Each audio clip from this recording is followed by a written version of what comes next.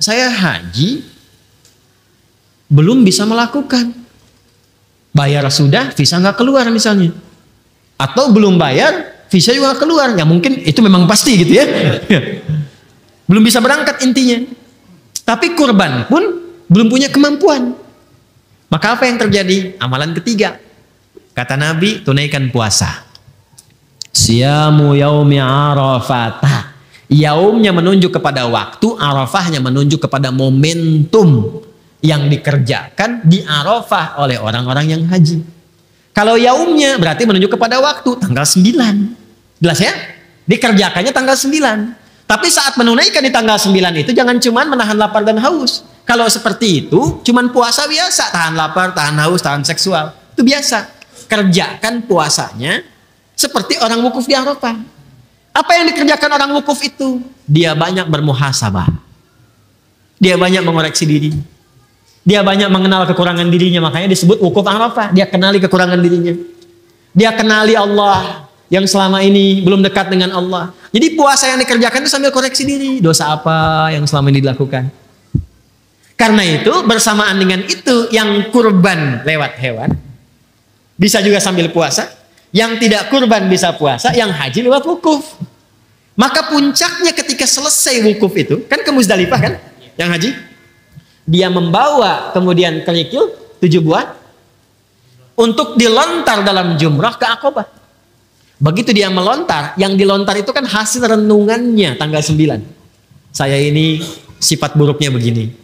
Kurang baiknya begini, kurang dekat dengan Allahnya seperti ini. Dia berharap semua sifat itu dilontar sehingga ketika dilontar hilang itu dalam dirinya.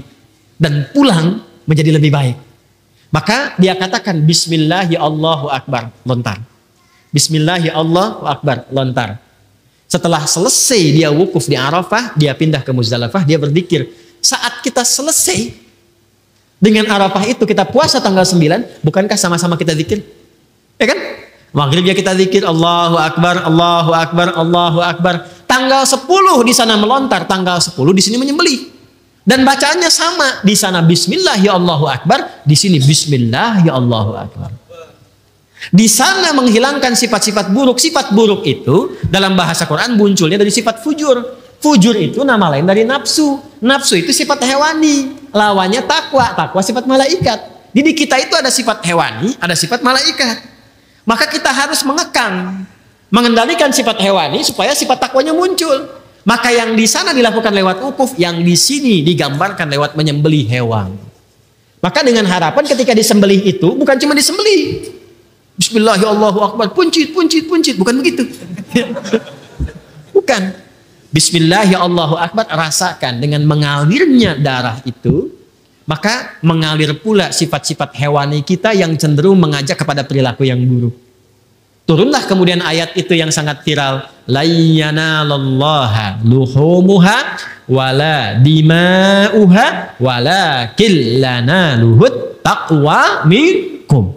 Perhatikan kalimat akhirnya. Walakin yanaluhut taqwa minkum. Yang sampai kepada Allah itu bukan dagingnya, bukan darahnya, tapi yang diterima oleh Allah ketakwaannya. Maksudnya apa? Ketika dialirkan darah itu, makanya disebut mina tempatnya, mengalir darah. Ketika dialirkan itu sifat jeleknya hilang, hewaninya hilang, maka muncullah takwanya. Maka yang di sana mendapatkan sifat baik, yang di sini mendapatkan sifat baik. Sama-samalah kemudian bertakbir semuanya. Setelah di sana lontar menghadap ke kiblat, setelah menyembelih menghadap ke kiblat, apa doanya? Doanya sama.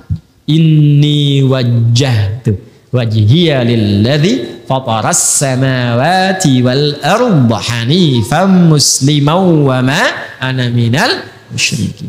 Inna salati wa nusuki wa mahyaya wa mamati lillahi rabbil la syarika lahu wa bidzalika umirtu wa ana minal, bisa wa ana awwalul muslimin, bisa wa ana minal muslimin.